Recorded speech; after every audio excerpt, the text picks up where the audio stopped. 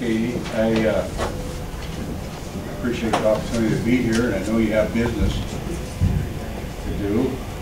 Okay, right here. But before I convey my remarks, I'd like to publicly thank Senator Fielder for her work in a couple of areas that I have a real interest in and have for many years. And first is her efforts in the federal lands issue.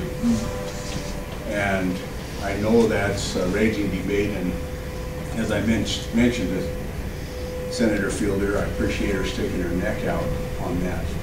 Anything worthwhile in politics these days is controversial, it seems, no matter how just and how right and how constitutional.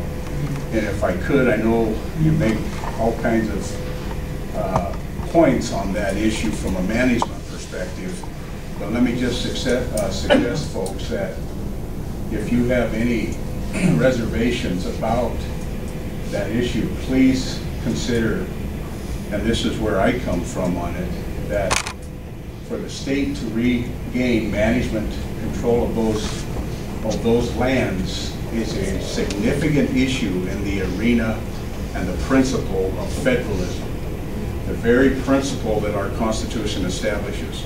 You cannot, I would suggest, maintain sovereignty of your state in a proper fashion, in a fashion intended by our founders, when you have 30, 35, in some cases, 69% or something like that in Utah, even more in Nevada, Alaska.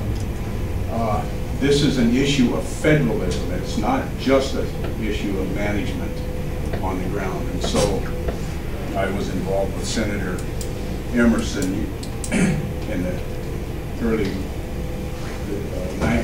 90s on this issue, and it's a huge issue that we need to understand in a much bigger fashion than the perspective of most sportsmen, I'll say it that way, okay? And then also, Senator Fielder has been very helpful and active in an issue that is, I'm sure you're aware of, but for those of us within the boundaries of the reservation, is absolutely huge, and that is on the water compact, the CSKT water compact. And I appreciate Senator Fielder's vote, and I think we can count on Mr. Brown. I haven't had an opportunity to meet Bob Brown. Bob, there, appreciate your involvement there. And I think all of your representatives are with us on that. Is Mr. Swatter here? Yeah. Okay. So thank you for that. Huge issue for us. I like to ask people just to kind of make a point when I get a chance to talk to folks. I'm from Lake County. You're familiar, you folks I'm sure are familiar with the geography here. Not that far away. Who would you guess that my senator and representative were? Some of you probably know. Would you want to tell them, Senator Fielder? Do you know who my representative is? Well, in Lake County, I believe you've got Dan Solomon and Greg Hertz, and Janet Taylor is the senator. Okay, well, you'd think one of those three would be my rep and senator, wouldn't you? How about George Kipp III from Parkview, Montana? From That's where? my representative, my personal representative. From the Blackfoot Reservation? Right. My senator is Leah Whitford from Cutbank, Montana. Does that confuse you? Well, there's a thing called gerrymandering. And so I have the privilege of having a representative and a senator from clear on the other side of the Continental Divide. And that is because the redistricting commission, even though their mandatory criteria was that race could not be the predominant factor to which discretionary criteria, as they draw these district lines, was to be subjective, that commission passed a resolution stating that they would blatantly create what they called a minority majority district, 2 of them, and then a minority-majority Senate district. And so to do that, they had to tie the Flathead Reservation together with the Blackfeet Reservation. So I've communicated with those two individuals a couple of times, and I've gotten no response. So that may have something to do with the rule of law. I don't know how you define the rule of law, but if you do a search on it, just about every piece of information that you read about the rule of law at least has this common theme. If the rule of law is anything, it is that everyone is under the law. No one is above the law. In contrast with the divine right of kings, right? Where the king is above the law. The king said, I am the law. Well, Samuel Rutherford, the great preacher, said, no king. The law is the king. The king is not the law. Well, another little tidbit of information. Neither one of my representative, my senator, are subject to the same laws that I am. How do you like that? And I mention that just to lead into my point today that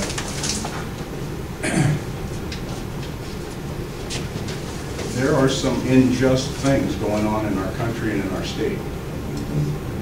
And I would suggest that it's because we have compromised fundamental principles that we ought not to have compromised, many of them many years ago, okay? If, to please the people, we offer what we ourselves disbelieve, how can we afterward defend our work? Let us raise a standard to which the wise and honest may repair. The event is in the hand of God. Who said that? And when did, and where was the event that he was talking about?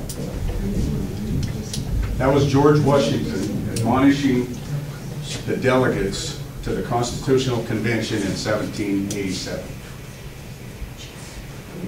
In my view, he was expressing what leaders do. They call men, they call others to a higher standard. They move them up and inspire them to do things that perhaps they wouldn't otherwise do. I've always appreciated that admonition from George Washington to those delegates, and I used that extensively on my campaign material when I was running. And I appreciate that. And so let me ask you this, folks, as you sit here today to do business with the Sanders County Republican Central Committee. What inspires you? What makes you want to work within the Republican Party? What's your goal? What's your ultimate conclusion of your efforts? What do you hope that to be? And I suspect that maybe a very quick answer would be, well, we want to get Republicans elected. But let me suggest that if that's your final goal, and that if you don't see that as simply a intermediate means to a final goal, that you can get skewered in your effort. And I say that in the sense of maybe an admonition, if I could say it that way, an encouragement to say that there are foundational principles that we should never compromise. And I think, and I'll say it this way, I think political parties and churches could learn a good lesson from each other. Both institutions are in an effort to build their numbers, right? To expand their tent. You often hear the term big tent.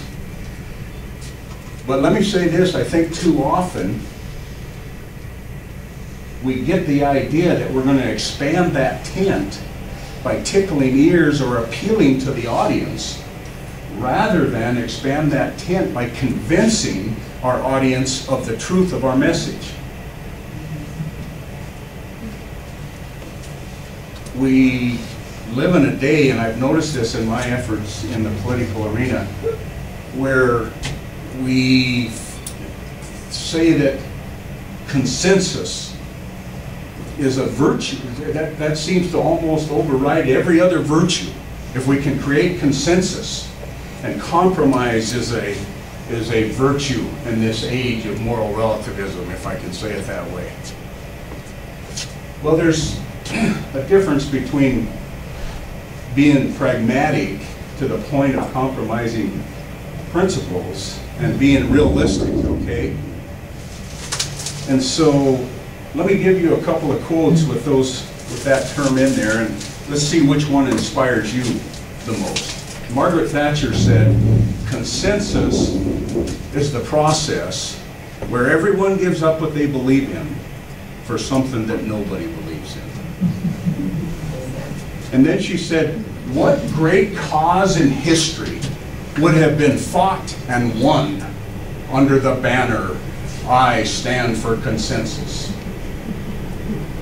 And then she finished it off by saying, "Consensus is the absence of leadership." Now I'm going to pick on one of your Republicans here now, and it was quite a while ago, so maybe I won't offend anybody. Gerald Ford had a different concept of consensus when he ran for president and he lost. So that kind of tells me this message wasn't real appealing. When he accepted the nomination for president, I think it was the year that he won over Ronald Reagan, and he said, "I offer to you consensus, conciliation, and compromise." Does that inspire you? Doesn't inspire me.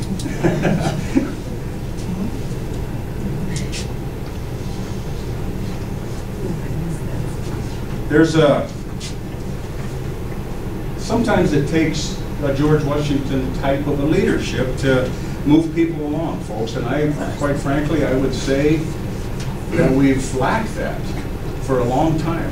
And I think as a nation and as a state, we are struggling in this area of not having strong leadership. Can you imagine? I think of this often. Can you imagine Washington at Valley Forge saying, "Guys, we got to come to a consensus here. This plan, everybody raise their hand that wants to do this, everybody." How about Lewis? You know, I think two of the greatest leaders in the history of the world that really weren't even political, Lewis and Clark. What they did with those men and how they inspired those men to physically and mentally do the things they did was tremendous leadership and discipline. Or can you imagine Patton, for example, or any other great military leader before some important battle saying, "Guys, let's take a vote here about what we want to do, you know? Yeah, I want to save my skin, you want to save." Folks, that does not work in times of crisis when leaders are needed. As you work within your efforts here within the Republic, God bless you for doing that. I appreciate that. I'm inspired by some, you know, my history. Maybe some of you don't know that I served in the legislature in the 90s as a Republican. I was elected as a Republican. By 1999, I came to the conclusion that this idea of losing as slowly as possible isn't real appealing to me. Government, we had huge majorities. We had a Republican governor, had huge majorities in the House and the Senate. In 1995, we had a Republican governor. We, through the 95, 97, 99 sessions, we passed nothing of significance in the arena of freedom bills. Government spending grew unbelievable. We passed the children's health insurance program, and we had enough Republican votes to pass it that every Democrat could have voted against it. And if you are against national health care, social health, socialized medicine, the children's health insurance program was the seed of Obamacare. And I'll be honest with you again, I don't get real inspired by a presidential candidate whose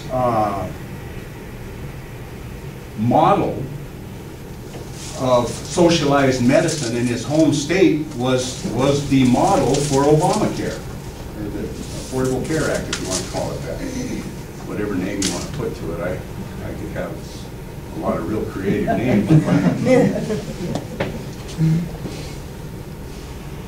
There are fundamental principles, folks, that we have to keep in mind as we work in this effort. The temptation is to appeal to the wide audience. I know that. It is for politicians. I've sat in Mr. Brown's seat, and I know that it's really nice to get encouraging letters thanking me for my vote, and I've had a few of those, but I got plenty chastising me because I would not acquiesce to political expediency or pragmatism because some large group, or many large groups, is typically the case, want some more of your money out of the public treasury. They won't come. Now, I'm going to be careful about how hard I say this, but let me just say it the way my friend Howard Phillips used to say it. And I'll preface, before I say that, I'll say this. Folks, the Constitution is the law of the land. If the Constitution does not authorize the federal government, I'll speak federally right now, to do something, they can't do it if there's not constitutional authorization. And they can't stretch it to the point of absurdity to justify doing it. It violates the Article 1, Section 8 enumerated powers, and it violates the exclamation point that was on those enumerated powers called the 10th Amendment. And we have got to be willing to challenge this fallacy that it is any role of government to perform or act in the area of charity and compassion. And Howard Phillips used to say it this way: theft is always wrong, even when it's done in broad daylight and by majority vote. And if it's not authorized in the Constitution, folks, it's illegal. It's theft. If it's an appropriate, and I'm speaking a little bit harsh here because it's my children and my grandchildren that are paying the price for this. And this idea of debt that is outrageous and unsustainable is absolutely, yes, unconstitutional, but it is immoral. It is immoral, folks. When you have a system where politicians, as Cicero said, use the public treasury to buy their votes, and they benefit from people being dependent upon government. That is one of the most disgusting and repulsive things that I see going on in our country today. And we are suffering the consequences of it. And so, I guess back to my admonition, please don't get into the habit of tickling ears for a vote out of the public treasury, folks. It is not the government's job. It's our job as neighbors to watch out for our neighbors, to fulfill the needs that need to be fulfilled. There's an issue going on right now in Alabama, and I want to use this to illustrate a point because it's kind of a clash between two Republicans down there. A Republican governor, and I say Republican because he's ran on the Republican. He's the Chief Justice of the Alabama Supreme Court. And quite frankly, he's a hero of mine, and I consider him a friend. I've had the privilege of meeting and spending some time with him. You have seen, and this is an area that we have, our constitutional ignorance is killing us. You have seen what's happening in the federal courts in this area of same-sex marriage, the term they use. I want to be clear from the beginning that only God can define marriage. He has defined marriage. They can call it whatever they want, but it is not marriage, folks. And thank you for that prayer, ma'am, by the way. When I come to these meetings, I don't view an invocation as a ritual or a perfunctory thing that we go through for the sake of tradition. That prayer is to the sovereign creator God of the universe that those 56 men were talking about in the Declaration of Independence. And that is not a prayer that's in vain. That is a prayer that that we need to take to heart and understand the significance of. But what's going on there is Roy Moore, bless his heart, and he will not falter on this. He will not acquiesce. I know he won't. He is, in spite, as you're familiar that he's already lost one job over confronting federal courts, right? I'd love to get into the details and explain all the ironies of that, but I'll refrain from that for time's sake. But Roy Moore, after a federal judge in that circuit issued a ruling that declared the amendment, the provision in the Alabama Constitution as unconstitutional, that marriage was only between a man and a woman in Alabama. Roy Moore, as Chief Justice of the Alabama Supreme Court, as I understand it, issued a order to what I guess they call probate courts there, not to issue marriage licenses, as if we should have married. I won't get into this, but maybe the whole issue is the state shouldn't be in the marriage license anyway, and many other licensing businesses. I'm going to touch on that just a bit. Preach it, brother. Thank you for the encouragement. I appreciate it. But on the other hand, Governor Bentley there has said this, and you'll find this interesting. He's opposing Roy Moore down there, both Republicans. Bentley said, "We are a nation under laws. We may not always agree with them, but we obey them. I don't want Alabama portrayed in a negative light, because when it's portrayed in a negative light, it doesn't help me to recruit jobs in Alabama." Is it a function of government to create jobs, folks? Come on. Yeah, let people keep the money they earn and reduce taxes, and jobs happen. Capital flows where it's the most free. Did you know that? Yeah, if you make a living, if you're a producer, you do. And there's this idea, this statist idea, that government owns all the capital, right? And that they should control where it's directed. That's offensive to me, folks. And I want to lead into that. I won't get into what Roy Moore has said and others there, but let me just say this. I mentioned that our constitutional ignorance is killing us. We are a nation under laws.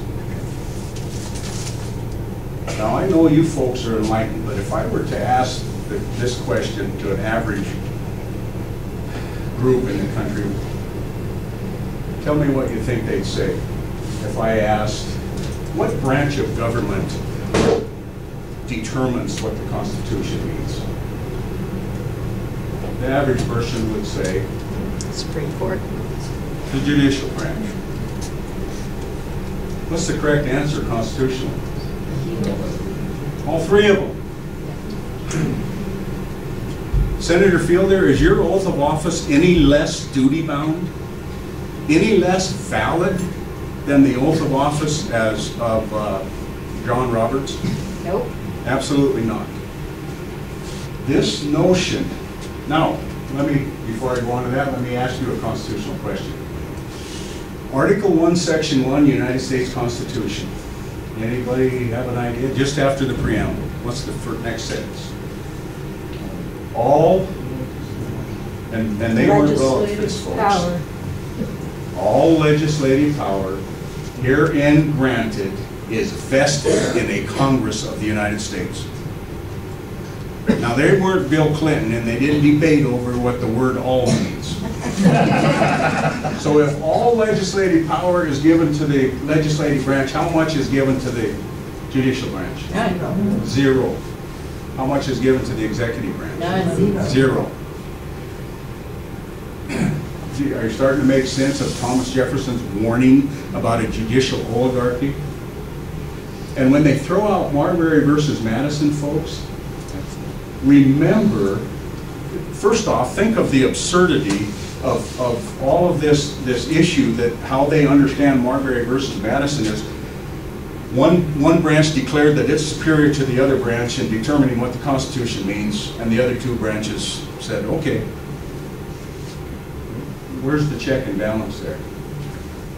That's not what Marshall said, by the way, in Marbury versus Madison. He simply said we have the right, the absolute right, to declare what the law is. Well, yeah, they took an oath to uphold the Constitution too. And we are suffering, by the way, and I challenged Senator Vincent on this in an email in his closing. We are suffering the fallacy of not only judicial oligarchy, but attorney elitism with this water compact. They're actually telling us in the committee hearings that, in a nutshell, if you're not an attorney, you can't determine what the Constitution means. Who ordained and established those documents, folks? Remember the preamble? We the people. If we ordain and establish them, it sure seems like we have the authority to determine what they mean, right?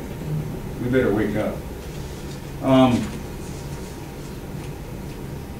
What else did I want to say along that lines of?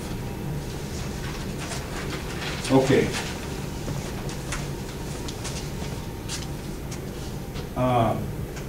Sometimes it takes a great man to change the course of history, and I'm inspired by men like him. I was starting to figure things out when Ronald Reagan was president, and he had a huge impact on me. And I know all Ronald Reagan's faults. I know the deficit grew and spending grew. I understand all that, and it frustrates me. But I'm personally, I feel a great appreciation for Ronald Reagan. I think he was a tremendous man and a tremendous leader. There was a time when another man had to step forward, and that was in the very beginning of what I think is one of the most magnificent documents ever penned by the hand of man, and that's the Declaration of Independence. And I kind of like to end this up with maybe having you go back in time with me to that time. Just maybe use your imagination and go back, just kind of think about being in a chair. If you can imagine how awe-inspiring that would be, to sit in a chair when the Continental Congress was debating the Declaration of Independence. And along the lines of George Washington, that admonition from him, there was a man there that had to step up. And what happened was, if you can imagine, during that time, the Declaration was before the Continental Congress for a vote. And they were debating it, and timid men were actually urging caution, explaining the benefits to Americans of being subject to England. Because remember, this was a life or death deal. I mean, Franklin acknowledged that. He said, guys, we either hang together or we hang separate. This was a life or death deal. And so as those timid men were making their points and other timid men were nodding in agreement, finally John Adams got the floor. And pointing a finger directly at John Hancock, who was the presiding officer, John Adams said this, and bear with me while I say this and consider it. Put yourself in that setting. He said, "Sink or swim, live or die, survive or perish, I give my hand and my heart to this vote. There is a divinity which shapes our end. Why then should we defer the declaration? Is any man so weak as now to hope for a reconciliation with England? You and I may indeed rue it. We may not live to the time when this declaration shall be made good. We may die. Die colonists, die slaves, die it may be, ignominiously and on the scaffold. Be it so, be it so. If it is the pleasure of heaven that my country shall require the full offering of my life, the victim shall be ready. But while I do live, let me have a country, or at least the hope of a country, and that a free country. But whatever may be our fate, be assured that this declaration will stand. It may cost treasure and it may cost blood, but it will stand. Through the thick gloom of the present, I see the brightness of the future as the sun in heaven. We shall make this a glorious and immortal day. When we are in our graves, our children will honor it. They will celebrate it with thanksgiving, bonfires, and illumination. And on its annual return, he said, they will shed tears, not of subjection and slavery, but of exultation, gratitude, and joy. Sir, before God, I believe the hour has come. My judgment approves this measure, and my whole heart is in it. All that I have and all that I am and all that I hope, I am now ready here to stake upon it. And so I leave off as I began, that live or die, survive or perish, I am for the declaration. It is my living sentiment, and by the blessing of God it shall be my dying sentiment. Immediately after.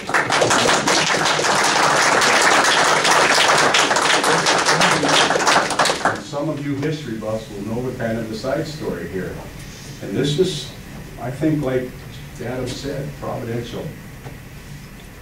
And immediately after that speech, by the way, the Continental Congress voted to approve the declaration unanimously, July the 4th, 1776. You know that in their political careers, John Adams and Thomas Jefferson were sometimes adversaries. But in their later years, they became warm friends by correspondence, and their letters back and forth are a treasure for us.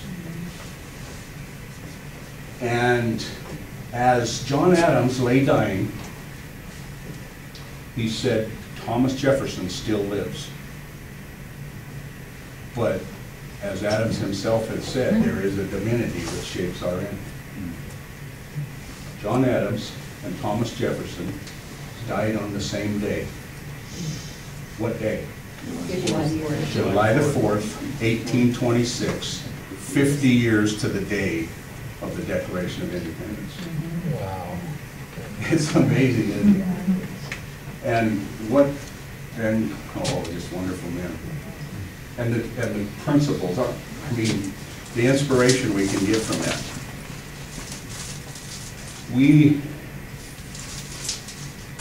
Folks, your vote, another Howard Phillips quote, your vote, whether it's here today or in the next election or any other election, your vote is the currency of your virtue. You do not have to vote, and I'm just talking from my experience with pragmatism here, you do not have to vote for the lesser of two evils, ever. I personally have reclaimed my ballot when I go to the polls. And I don't mean to at all insult you folks, but there's some Republicans I can't vote for. There's a whole bunch of Democrats I can't vote for. I don't recall ever voting for one.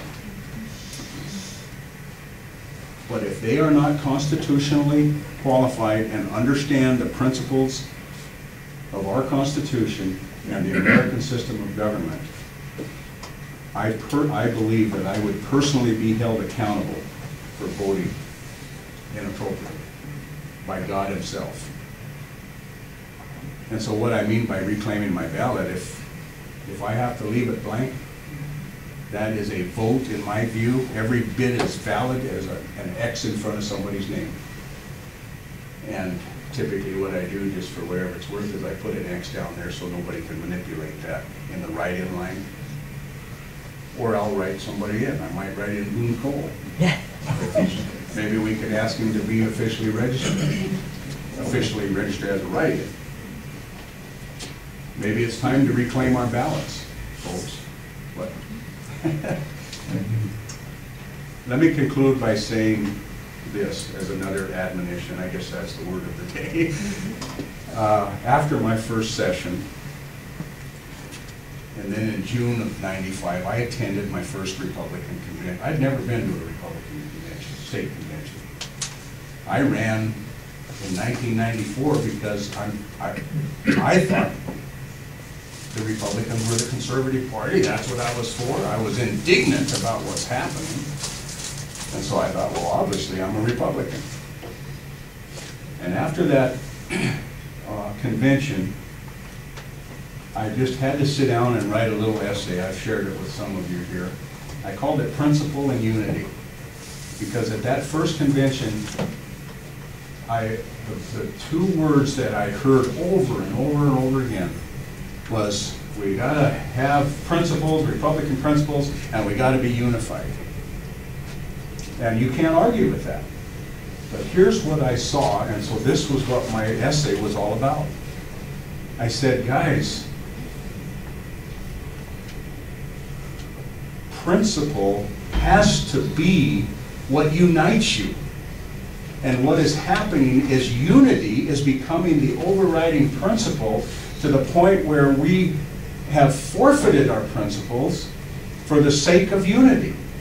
And that isn't even unity at all. There has to be foundational principles that unite us, folks. Otherwise we play these games. And I'm not going to surprise anybody in here.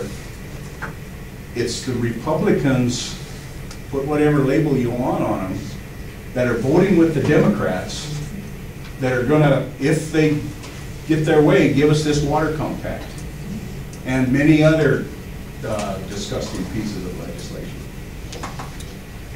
So consider that, folks. And this is my final admonition.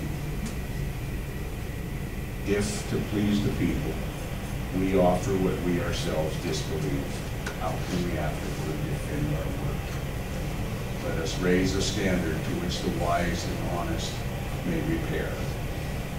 And I agree with George Washington that the event, in fact, is in the hand of God. Thank you very much.